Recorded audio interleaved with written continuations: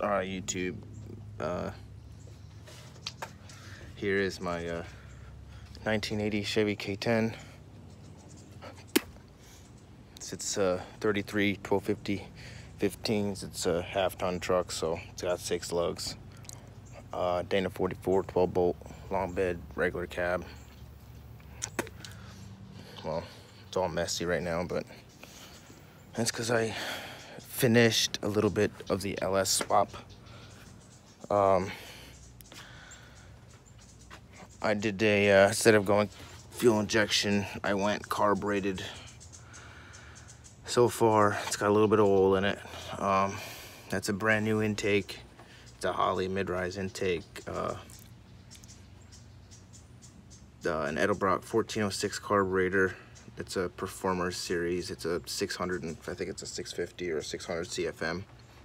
I don't have anything connected except for electrical, so fan ain't gonna spin. I need a tensioner with the bolt, and then I can put the belt on, and this will work. This is a this is a DR37. Okay, I thought it was a DR44, but anyway.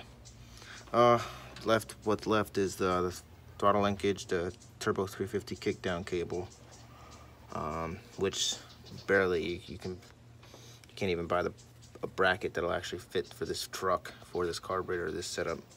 Gotta plumb up the power steering, gotta do my coolant. My controller is an MSD LS series controller. I can do 4 different customs. It's already set for truck timing, LS1, LS6, and all that shit right there. I have my relay set up here. This is just a mock-up for right now.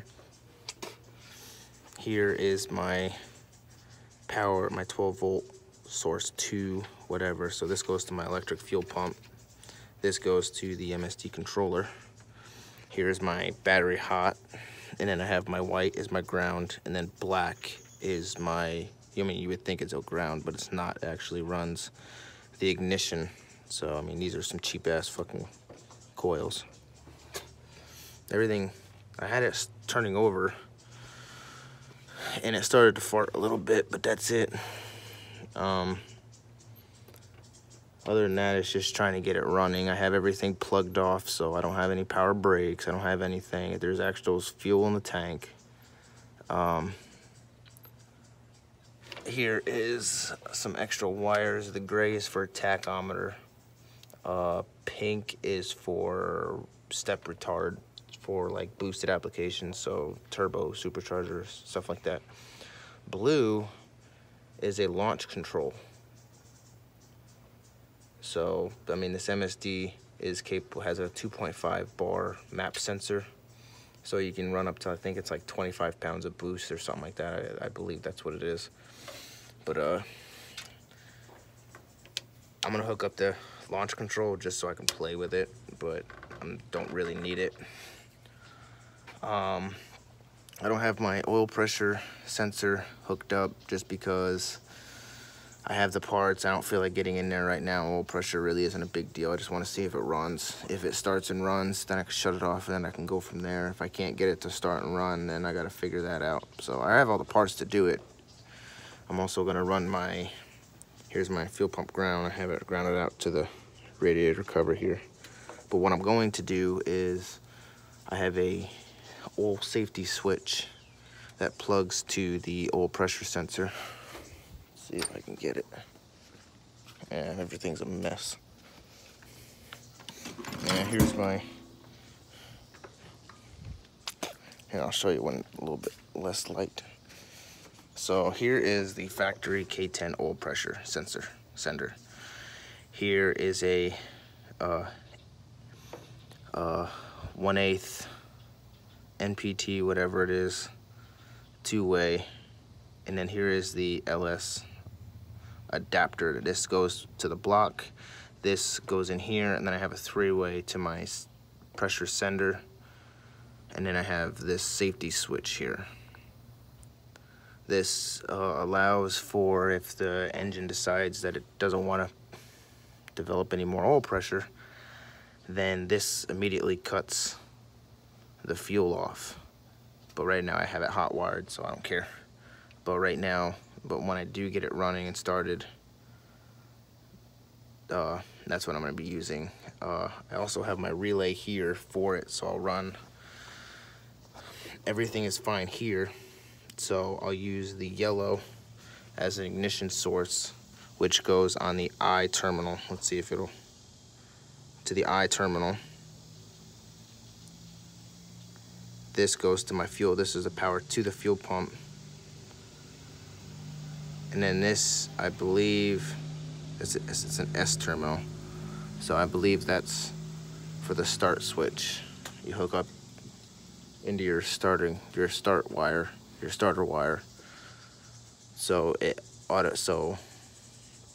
you get you'll get power to your fuel pump while it's turning over. So you don't have to worry about not having fuel. I have a cheap ass 4 PSI fuel pump that just mounts to the side of the frame. I don't even have it mounted in the frame. I just have it hooked up to the line. I gotta go bigger, I think. I don't know if it's actually gonna be good enough for this setup, for this carburetor. It does have an electric choke, that's cool. So I'll set that right there. But everything so far, I don't have anything hooked up except for my power wires and everything, and the fuel pump and everything, so it should run. But right now I'm having an issue with the starter that I got. It's just clicking, and I keep beating on it and nothing, so I think it's the wrong starter. I don't know if I could put like a 6-liter starter on a 5.3 or a 4.8 on a 5.3 or vice versa. So here's, key is off. So you can watch everything light up. Well, not really light up, but here. You can hear the fuel pump working. That's what I'm running into right now. So I don't know if it's the starter or what. I had a problem where it didn't line up with the flex plate. So I'm guessing it's the wrong starter.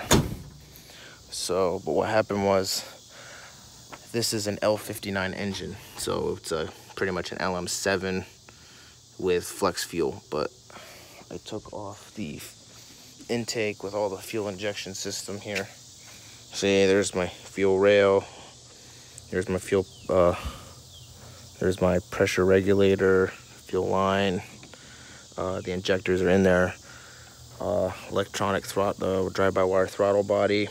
The only issue that I had with this is that I did the wiring, and then it's been so long since everything was really wired, so I kind of forgot little things here and there, which I was refreshing my memory. But then I was like, you know what, I'm just gonna go carbureted. It was much cheaper instead of having to redo my fuel system. That means I'd have to get a pump that goes like a 97 pump, 87 end up square body sending unit. Then I have to change then I have to change the selector valve because I have dual tanks to a higher pressure selector valve from like an 87 and all that. And then if I didn't want to do that, I'd have to run single tank, which the only good tank that I have is on the passenger side. So it's like, whatever. At least here I can keep it on the passenger side and go from there. So I gotta check to see if I'm getting wire here. Actually, power there. I know I'm getting power just because of the fact that when I had my wife tried starting it, I was in here messing with the throttle linkage, excuse me, and it started to fart. It was like blah, blah, blah, blah, blah, and then it died, but only for a split second. So I know I'm getting power. So I know I'm getting spark. I'm getting kind of fuel. So, but the only thing is I have to have it running so the fuel pump can constantly push fuel through and keep filling those bowls up so the fuel pump don't run dry.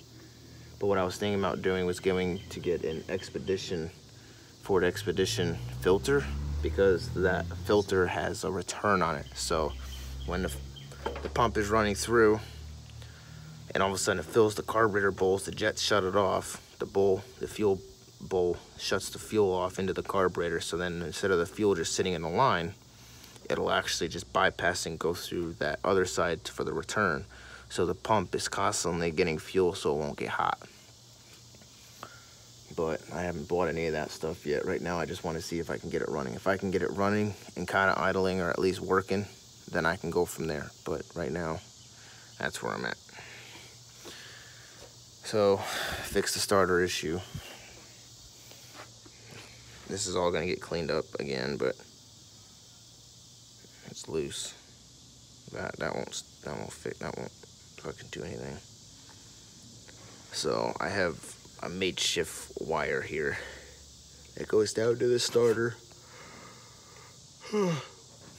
It's actually two different wires. This is a battery cable from a 94 Escort GT that I had laying around. So I'm going to get the bracket to have air conditioning eventually. Oh, those are the wrong plugs, wrong wires too. But that's okay. I don't care about those. It'll at least work. It just won't put up enough spark, or all that much spark.